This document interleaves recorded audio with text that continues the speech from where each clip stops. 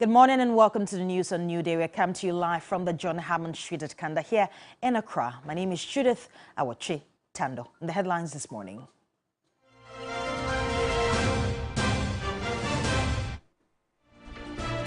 Several homes in Waja and environs flooded after Sunday's rain.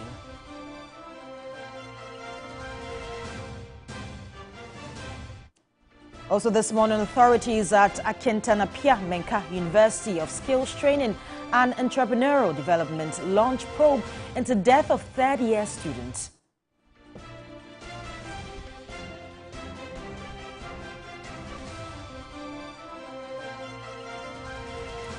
Governments across the African continent are this week gathering for the inaugural African Climate Summit in Nairobi, Kenya, to address the growing threats of climate change to citizens.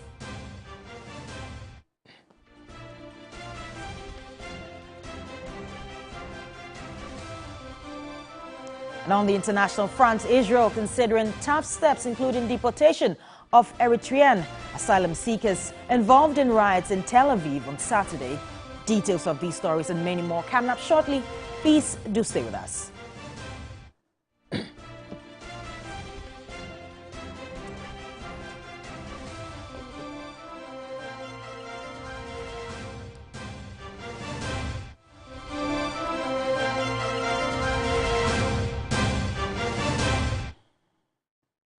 In our first story, the Customs Division of the Ghana Revenue Authority, GRA, has intercepted over 700 consignments of fake electricity meters at the Dabala Junction checkpoint in the Volta region. The customs officers uncovered the fake meters during a routine inspection on an Accra-bound Aflao bus, hidden in the luggage compartment, and confiscated them. Now, no passenger on the board of the vehicle owned up to the fake meters.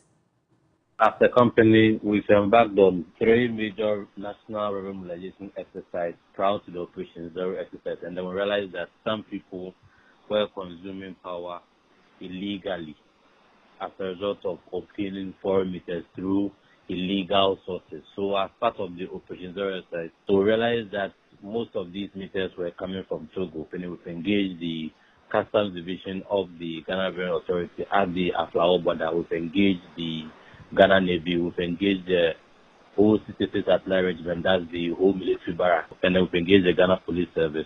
So far, they've intercepted over 1,000 meters within the last 2 to 3 weeks as well, with the latest being the over 700 that they intercepted at the Dabala Junction checkpoint.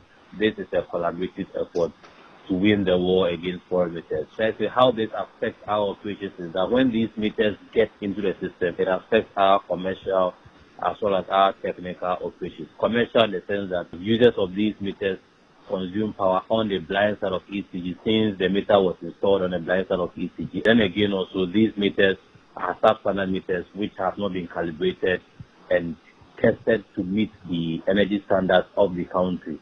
So these meters are likely to cause fire outbreaks to the premises of users of these fake and foreign meters. And technically also, users of these meters overload our transformers, and then they end up causing power outages and then power fluctuations to innocent customers who have paid their bills and they have their new meters from ECG. Then again, these are customers who normally complain that they don't get bills, they're not receiving bills for 2, 3 months or 6 months. It is not a fault of ECG because we are not aware of these meters.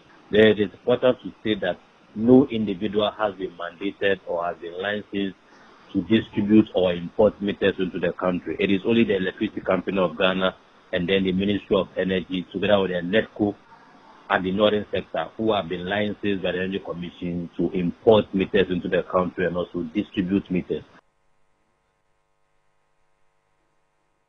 Now, governments across the African continent are gathering in Nairobi, Kenya, for the inaugural African Climate Summit to address the growing threats of climate change to citizens. Kenyan President William Ruto has been emphasizing the importance of African unity and solidarity to prevent the continent from being disadvantaged. He made these remarks during the closing ceremony of a pre-climate summit youth conference held on Sunday.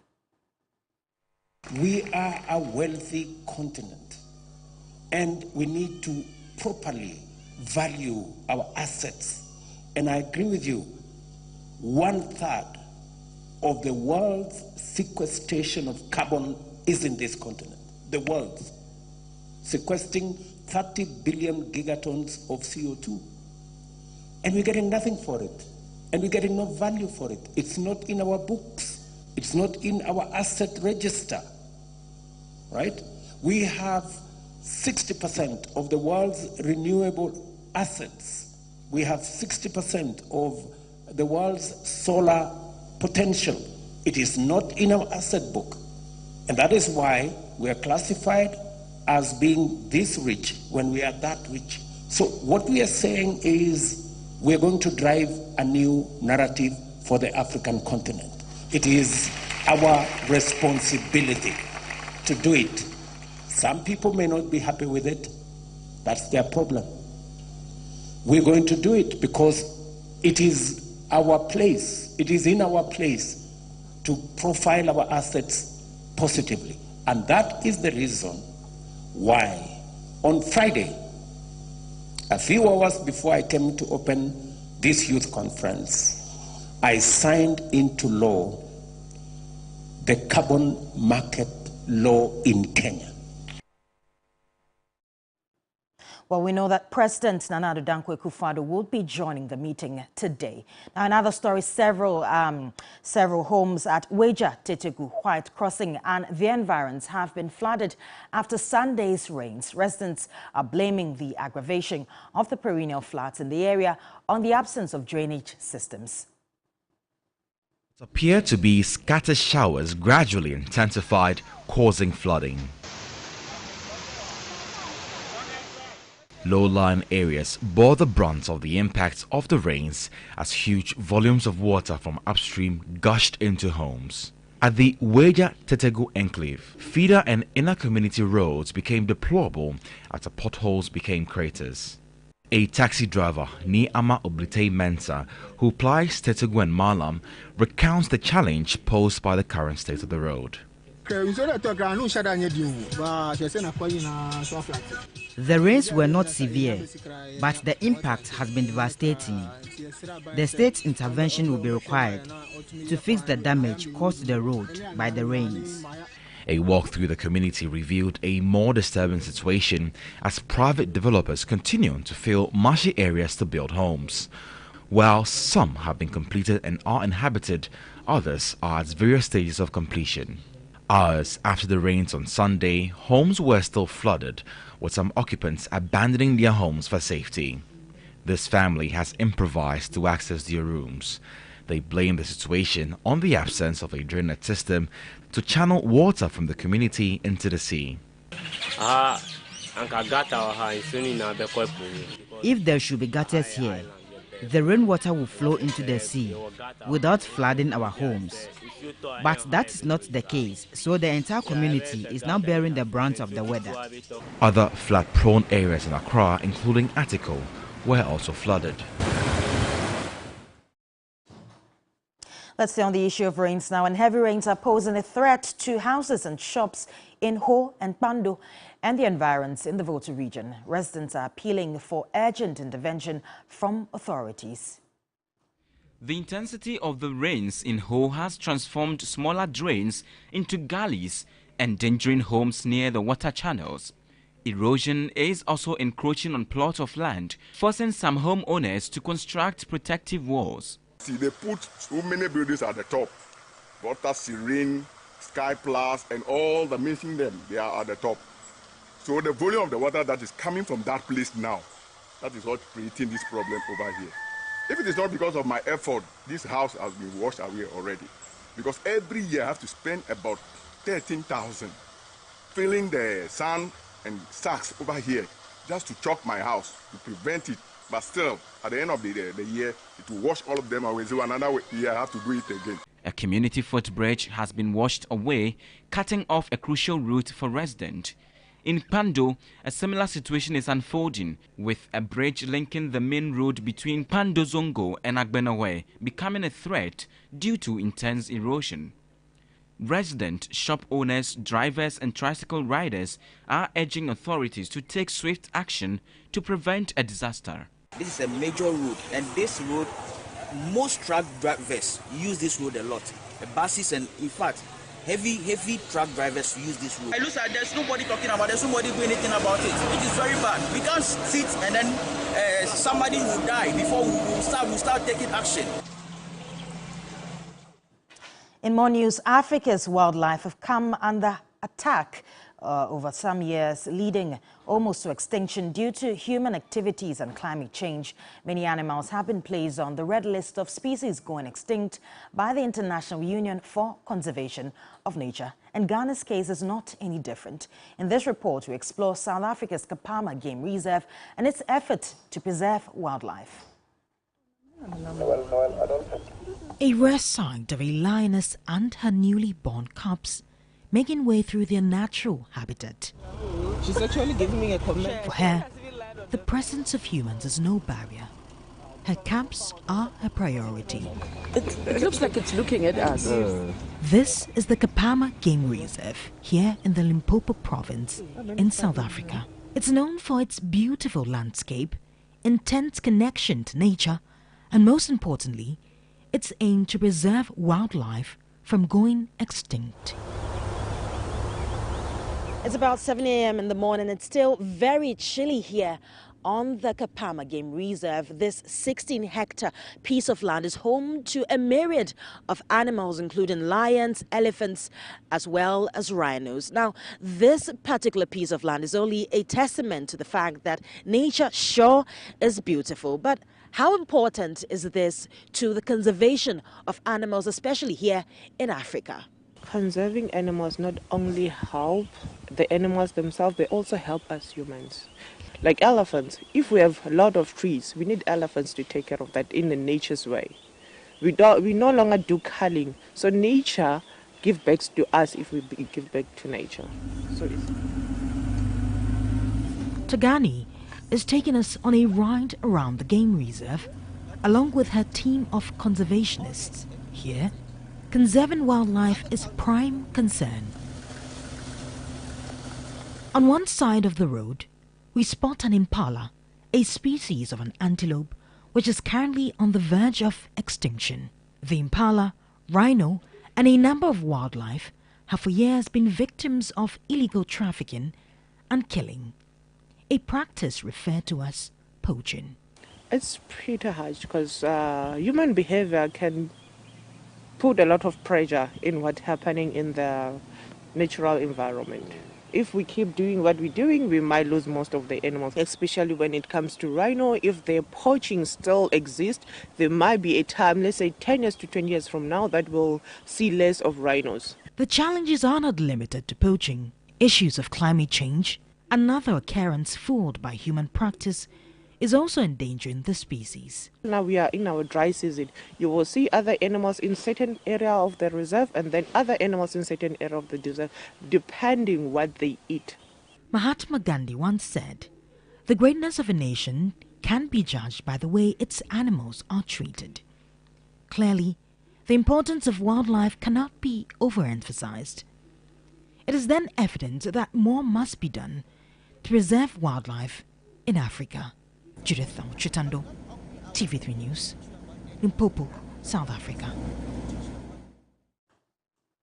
Now, authorities at Akentena Pierre Menka University of Skills Training and Entrepreneurial Development have launched an investigation into circumstances that led to the death of a third-year mathematics student at the university. Prosper Owusu died after sustaining multiple burn injuries during a hall procession last month. William Evans-Inkum has filed the following report. A week to vacation, Prosper Owusu lost his life. August 25 will be his last performance for the Opokuwari II Hall Week celebration. He was a member of the Dons, a group known for such displays on campus.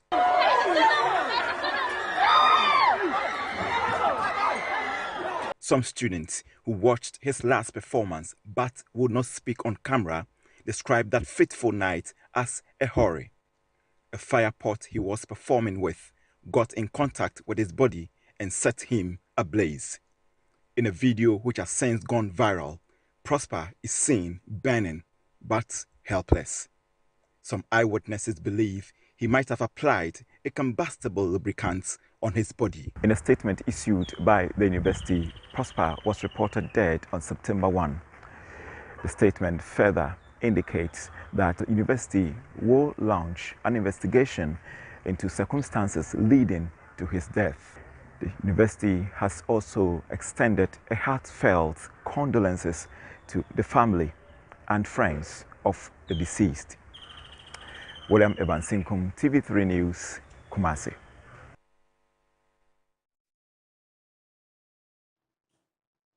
In more stories, since the inception of the Fourth Republic, Northern Ghana has produced 3 vice presidents for the two leading political parties, as the MPP and the NDC. However, only former President Mahama rose to become president in 2012. As the ruling MPP readies to elect its flag bearer, Christopher Mwako has been engaging party supporters in the north and exploring the chances of Vice President Dr. Bawumia. In 2007, late former Vice President Alhaji Aliu Mahama contested the MPP flag bearership race. He stayed behind Alan Kojo Tremantin and now President Akufo-Addo. Then candidate Akufo-Addo nominated Dr. Mahamudu Bawumia as his running mate. His nomination made him the second Northerner to be nominated for the position of Vice President within the MPP. In 2016, the New Patriotic Party won the general elections, making Dr. Bawumia the second Northerner to become Vice President within the MPP. Ahead of the 2024 election, Vice President Dr. Mahamudu Bawumia has made it through the first stage among 5 others who will contest on November 4 to decide who leads the MPP into the 2024 general elections. The Vice President has competitive advantage over his competitor. One, in terms of marketability, political experience, election experience, campaign experience. He has served every nook and cranny of this constituency. No matter whom you are, you cannot say the Vice President is incompetent. You can never associate any symbol of corruption to the Vice President that we have currently. I don't have a problem with any aspirants, but in breaking the age, we have to deal with Dr. Mahamudu Bawumia. Will Dr. Mahamudu Bawumia be the first presidential candidate from Northern Ghana to run on the ticket of the governing New Patriotic Party going into the 2024 general elections? Christopher Mwako, TV3 News, Tamale. Now, on the international front, Israel is considering tough steps, including the immediate deportation of Eritrean asylum seekers involved in riots in Tel Aviv on Saturday. Prime Minister Benjamin has said that a red line has been crossed. Some 170 people were injured in violent clashes with police and infighting between groups of supporters and opponents of the Eritrean regime. Now, he also ordered a new plan to remove all African migrants that he described as illegal infiltrators.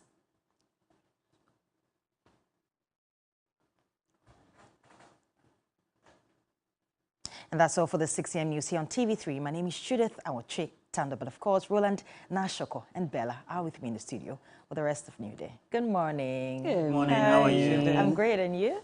No, well. Yeah, it's we hope that you're all looking so good today.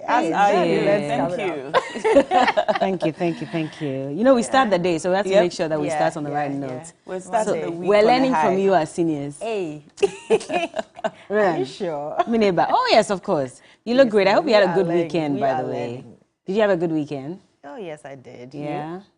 I see your essay stories are all over the place. I'm interested in that park that you visited. Did you see any lions? Did they walk onto your vehicle? Did they, The lion was right by me, and I was telling the car, he should move. I'm from Ghana. We don't